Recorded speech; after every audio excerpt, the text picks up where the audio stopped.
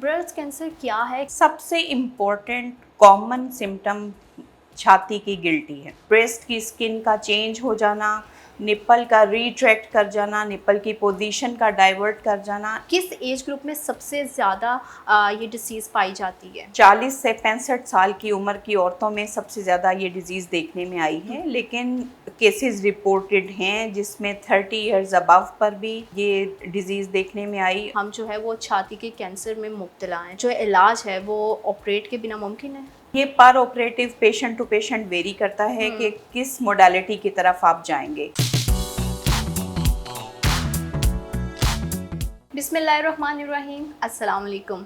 Helpline के साथ मैं हूँ ज़ीनत सरफराज। नाजरीन, ब्रेस्ट कैंसर ख़वातीन में पाया जाने वाला आम कैंसर है और हमारे यहाँ इसकी अवेयरनेस एक बहुत ही सेंसिटिव सब्जेक्ट है और आज भी पाकिस्तान में ख़वातीन इस मौजू पर बात करने से बहुत ही ज़्यादा हेजिटेट फील करती हैं। मेडिकल एक्सपर्ट से बात करना तो दूर की बात, फैमिली मेम्बर से भी इसे डिस्कस करने में, ओपनली डिस्कस करने में बहुत ही ज़्यादा हिचकिचाहट महसूस करती हैं और उनकी यही खामोशी उन्हें छाती के कैंसर में मुब्तला कर देती है। आज इसी सेंसिटिव टॉपिक पर बात करने के लिए हमारे साथ मौजूद हैं एक्सपर्ट डॉक्टर लुबना याकूब, कंसल्टेंट गायनाकोलॉजिस्ट हैं और 21 साल से इस शोबे में अपनी खिदमात सर अंजाम दे रही हैं। डॉक्टर साहबा, ब्रेस्ट कैंसर क्या है, किस तरह से मतलब ये होता है, क्या इसका कितनी स्टेजेस हैं इसकी, और इसको अगर आप समझाना चाहें आसान अल्फाज में तो ये क्या डिसीज़ है? सबसे इम्पोर्टेंट कॉमन सिम्टम छाती की गिल्टी है। ठीक है। ख़वातीन अगर अपनी छाती में गिल्टी महसूस करती हैं तो उसको लाइट ना लें, फौरी तौर पे डॉक्टर से रुजू करें, क्योंकि इब्तदाई जो सबसे कॉमन इलामत है वो गिल्टी की सूरत में ही सामने आता है। बाकी जो दूसरी इलामात हैं उसमें ब्रेस्ट की स्किन का चेंज हो जाना, निप्पल का रिट्रैक्ट कर जाना, निप्पल की पोजीशन का डाइवर्ट कर जाना, ये लेटर स्टेजेस में देखने में आता है। ठीक है। जो इब्तदाई स्टेजेस में सबसे इम्पॉर्टेंट गिल्टी है और वो इजीली ख़वातीन सेल्फ एग्ज़ामिनेशन, जिसको खुद साख्ता मुआयना कहते हैं, उससे ये पिक कर सकती हैं। उसका सबसे आसान तरीका ये है कि जैसे ही पीरियड्स ख़त्म हों उसके फ़ौरन बाद एग्ज़ामिनेशन किया जाए। हर महीने में एक बार एग्ज़ामिनेशन किया जाए, इससे ज़्यादा नहीं। और तीसरा, एग्ज़ामिनेशन करते हुए पाम ऑफ हैंड को इस्तेमाल किया जाए और दोनों ब्रेस्ट का एग्ज़ामिनेशन किया जाए। और इससे अगर उनको गिल्टी महसूस हो रही है तो फौरी तौर पे इब्तदाई हालात में ही डॉक्टर से रुजू किया जाए ताकि इसकी फर्दर तशख़ीस हो सके। तो क्या जब ये गिल्टी बनती है तो इससे कोई पेन होता है या कोई स्वेलिंग या कुछ इस तरह की चीज़ है, सिम्टम है? क्योंकि समटाइम ऐसा होता है कि हमारी बॉडी में कुछ किसी भी तरह का कोई चेंजेस आते हैं तो वुमेन इतना ज़्यादा उसको बॉदर नहीं करती हैं। तो क्या इस गिल्टी के बनने से कोई पेन स्वेयर किस्म का होता है या हल्का सा कुछ इस तरह से? बहुत इम्पॉर्टेंट आपने सवाल किया। प्राइमरीली ब्रेस्ट कैंसर एक पेनलेस डिजीज़ है। इसकी ना तो गिल्टी के अलावा कोई ख़ास इलामत है, ना ही इसमें दर्द होती है। यही वजह है कि पिछले कई सालों से पेशेंट्स जो हैं वो गिल्टी को नज़रअंदाज करते हुए आए हैं। अब पेन तो होगी नहीं, ना पेशेंट शर्म के मारे किसी से डिस्कस करेगी, जिसकी वजह से डॉक्टर पे जाना भी डिले हो जाता है। दर्द का इंतज़ार किए बगैर अगर गिल्टी महसूस हो तो फौरी तौर पे डॉक्टर को दिखाया जाए। ये ज़रूरी नहीं है, यहाँ पर ये बात जान लेनी बहुत ज़रूरी है कि हर गिल्टी कैंसर नहीं है। हर गिल्टी कैंसर नहीं है, लेकिन गिल्टी की तशख़ीस बहुत ज़रूरी है। ये बात जान लेनी बहुत ज़रूरी है। और प्राइमरीली ये एक पेनलेस डिजीज़ है, इसमें दर्द नहीं होगी। ठीक है। टिल के कैंसर इंतहाई एडवांस स्टेज पर ना चला जाए जिसमें नर्व इंट्रैपमेंट हो और पेशेंट को, लेकिन उस वक्त तक बहुत देर हो चुकी होती है।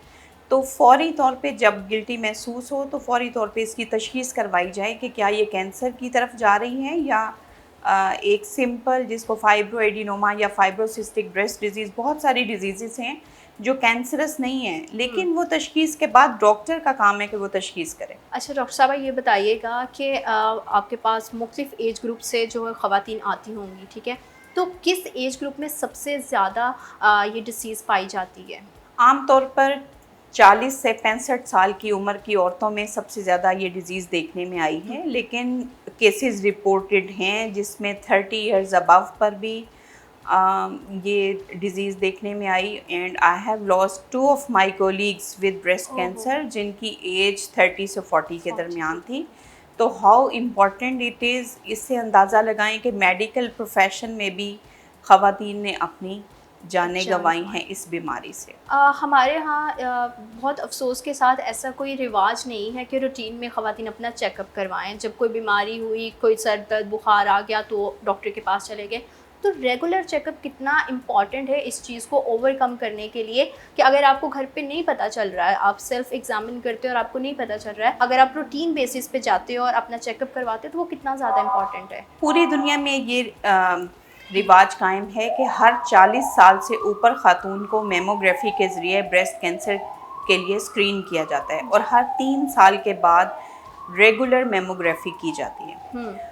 लेकिन पाकिस्तान में अभी हालात और हेल्थ सिस्टम ऐसा डेवलप नहीं अनलकीली हो सका कि जिससे हम एक तो मेमोग्राफी की कॉस्ट और फिर इससे जो डिज़ीज़ बर्डन है उसको लेके कि हर पेशेंट को हम मेमोग्राफी से स्क्रीन कर सकें। ऑल्दो कि हमारा ये इन प्रोग्राम्स का पब्लिक अवेयरनेस का मकसद ये है कि पेशेंट्स जो हैं वो इस तरफ आएँ, लेकिन इस हमारे जो तरक्की पजीर ममालिक हैं उसमें मेमोग्राफी से हट के अल्ट्रासाउंड ब्रेस्ट भी उतनी ही इम्पॉर्टेंट मोडेलिटी अब बन चुकी है। लास्ट 3 इयर्स में अल्ट्रासाउंड एक आउट ग्रोइंग इन्वेस्टिगेशन के तौर पे सामने आया है ब्रेस्ट गिल्टी के लिए।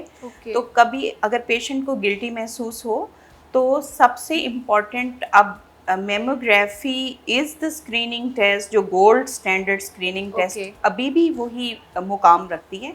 लेकिन अब सिंपल नॉन इन्वेसिव और लेस्ट जो कॉस्ट इफ़ेक्टिव जो प्रोसीजर्स हैं उनमें अल्ट्रासाउंड की भी उतनी ही इम्पॉर्टेंस है ये डायग्नोज करने में, ये डिस्टिंग्विश करने में कि ये गिल्टी जो है वो कैंसर की तरफ जा रही है या नहीं। तो क्या पाकिस्तान में मेमोग्राफी की जो इजीली फैसिलिटीज़ हैं वो हैं? फैसलाबाद डिवीजन में भी अगर आप बात करें तो मेमोग्राफी का पूरा यूनिट एलाइट हॉस्पिटल फैसलाबाद में लगाया गया है और वहाँ पे ये तमाम तर शोबा काम कर रहा है। वहाँ पर रेडियोलॉजिस्ट इसके ऊपर काम कर रहे हैं और ये फैसिलिटी फैसलाबाद डिवीजन में भी इवन अवेलेबल है और आई थिंक हर बड़े शहर में मेमोग्राफी यूनिट्स अवेलेबल हैं। 3 से 4 जगह पे फैसलाबाद में भी मेमोग्राफी यूनिट्स अवेलेबल हैं। आमतौर पे ये समझा जाता है कि अगर कैंसर है तो इसका वाहिद हल जो है वो ऑपरेट ही है, ऑपरेशन करेंगे तो ही इससे छुटकारा हासिल होगा। अगर बहुत इनिशियली स्टेज पर हमें पता चल जाए कि हम जो है वो छाती के कैंसर में मुब्तला हैं, ठीक है, तो क्या उसका जो इलाज है वो ऑपरेट के बिना मुमकिन है? इसका अगर तो एक बड़ी गिल्टी ऑब्वियस महसूस हो रही है तो इसको रिमूव ही करना पड़ेगा। अब ये सर्जन्स बेहतर तरीके से स्टेजिंग डिसाइड करते हैं लिम्फ नोड्स की इन्वॉल्वमेंट को देखते हुए कि क्या पूरी ब्रेस्ट निकाल दी जाएगी या सिर्फ वो हिस्सा जिसमें गिल्टी है वो निकाला जाएगा। तो ये पर operative patient to patient vary करता है कि किस मोडालिटी की तरफ आप जाएंगे, क्योंकि जो भी पेशेंट के लिए सेफेस्ट और ईजीएस्ट मोडालिटी होगी उसी के मुताबिक तरीका इलाज होगा और ये एक मल्टी डिसिप्लिनरी बेसिकली है। तो मतलब इसकी टोटल कितनी स्टेजेस हैं जिससे मतलब आप कहते हैं कि ये लास्ट है स्टेज और इसके बाद जो है वो ऑपरेट ही इसका हल है, तो वो कितनी स्टेजेस होती हैं जिससे एक पेशेंट गुजरता है? स्टेजेस बेसिकली 4 हैं, ठीक है, लेकिन इसमें जितनी अर्ली डिटेक्शन होगा उतना स्टेज कम होगा। स्टेज 1 और 2 पर बेहतर प्रोग्नोसिस है, अर्ली डायग्नोसिस हो जाए तो स्टेज 1 डिक्लेयर करते हैं जिसमें लिम्फ नोड मिनिमली इन्वॉल्व होते हैं और कैंसर अभी इतना ज़्यादा बॉडी में नहीं फैला होता। जबकि स्टेज 4 में तो फिर मेटास्टेसिस हैं जिसमें ब्रेन में, लंग्स में, लिवर में, ये तमाम जगहों पे मेटास्टेसिस पाए जाते हैं और जितनी बड़ी स्टेज होगी उतना सर्वाइवल के चांसेस कम हो जाते हैं पेशेंट के और उतना प्रोग्नोसिस भी बुरा होता है। और इसी डिसीज़ को कैरी करते हुए रूटीन वर्क कितना मुश्किल हो जाता है? क्या एनर्जी डाउन होती है, आप वीक फील करते हो, कुछ इस तरह की बॉडी में डिसऑर्डर्स आते हैं? कैंसर डायग्नोज हो जाना बेसिकली इटसेल्फ पेशेंट के लिए एक साइकोलॉजिकल बर्डन है जिसमें पूरी फैमिली को उस पेशेंट को बकअप करने की ज़रूरत है कि दैट इज़ फाइन, जो भी बेहतर सबसे अच्छा इलाज अवेलेबल हुआ वो करवाया जाएगा। फीमेल्स हमारे माशरे में बहुत ज़्यादा अनप्रिविलेज्ड हैं, अनलकीली इतनी तवज्जो अभी तक ऑल्दो कि हम 21वीं सदी में से गुजर रहे हैं, लेकिन अभी भी हमारी कुछ फीमेल्स को हेल्थ फैसिलिटी तक रसाई मुमकिन नहीं है। डॉक्टर साहबा, हमारे यहाँ बड़े अफसोस के साथ किसी भी चीज़ की अवेयरनेस जो है ना, उसकी बड़ी कमी होती है। तो इसमें अवेयरनेस और काउंसलिंग की जो कंट्रीब्यूशन है वो कितनी ज़्यादा इम्पॉर्टेंट है। ज़रूरी नहीं है कि जो इसके पेशेंट हैं सिर्फ उन्हीं के लिए, मतलब हर उस ख़वातीन के लिए जो हमें देख रही हैं, जो कहीं ना कहीं इस बीमारी से या तो गुज़र चुकी हैं या गुज़र रही हैं, तो उनके लिए आप क्या कहना चाहेंगी? अनफॉर्चुनेटली अगर आप काउंसलिंग की बात करें तो हमारा इसमें डॉक्टर्स नंबर 1 पर आते हैं, जो पेशेंट को स्टेज, ग्रेड और डिजीज़ के बारे में बताएंगे। फिर फैमिली मेम्बर्स आते हैं जो साइकोलॉजिकल सपोर्ट देंगे एज ए फैमिली, फाइनेंशियली भी देंगे और साइकोलॉजिकली भी देंगे। और तीसरे नंबर पर पैरामेडिकल स्टाफ आता है जो उस लोकेलिटी में मौजूद है। Thank you so much doctor साहिबा, आपने अपना कीमती वक्त हमें दिया और आपने बहुत ही सिंपल, और मैंने भी कोशिश की कि बहुत ही ना सिंपल वर्ड्स में हम अपना मैसेज जो है वो अपनी ऑडियंस तक पहुंचा सकें। Thank you so much. जी हाँ नाज़रीन, आपने जाना कि ये एक ऐसा मर्ज़ है जिसे आपको हेजिटेट फील करने की बिल्कुल भी ज़रूरत नहीं है। अगर बर वक्त इसको डायग्नोज कर दिया जाए और इनिशियली आप इसका ट्रीटमेंट शुरू करवा लेते हैं तो आप बहुत ज़्यादा किसी भी ख़तरनाक स्टेज पर जाने से बच सकते हैं। आपकी ज़िंदगी बहुत ज़्यादा ज़रूरी है, तो शर्म की बिल्कुल बात नहीं है। मुझे और मेरी टीम को दीजिए इजाज़त। अल्लाह निगहबान।